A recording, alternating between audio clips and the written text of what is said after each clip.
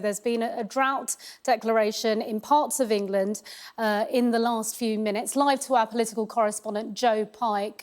Joe, tell us more about what the Environment Agency is saying.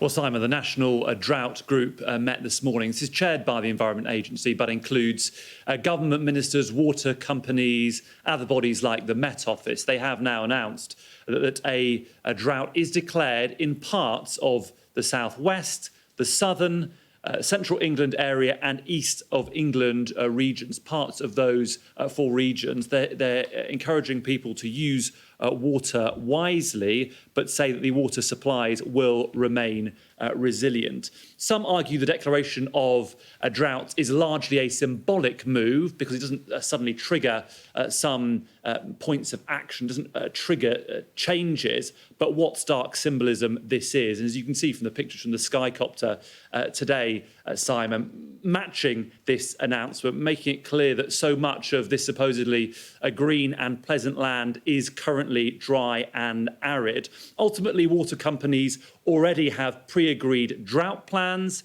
They have hosepipe bans already in place. Yorkshire Water today, of course, adding to other companies who've already made announcements. But the hope of water companies and of the Environment Agency is that this declaration in these four areas encourages people to change their behaviour and reduce their water consumption. As I say, parts of the southwest, southern and central England and east of England areas have moved into drought status. Reducing water consumption is a real challenge, and last year in every single area of England, water companies failed to meet their targets. That is something that they're hoping will change with this big announcement. But it's not just consumers who are a challenge, it's also farmers too, who have seen their crops damaged, grass not growing to feed cattle. We're certainly likely to see potato costs rise because farmers will get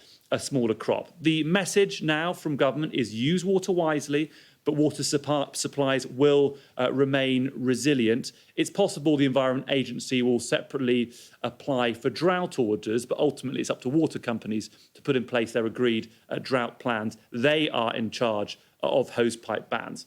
And just to recap, parts of the southwest, the southern, central England and east of England have moved, Simon, into drought status. The public being told to use their water wisely, but water supplies, for now, remain resilient.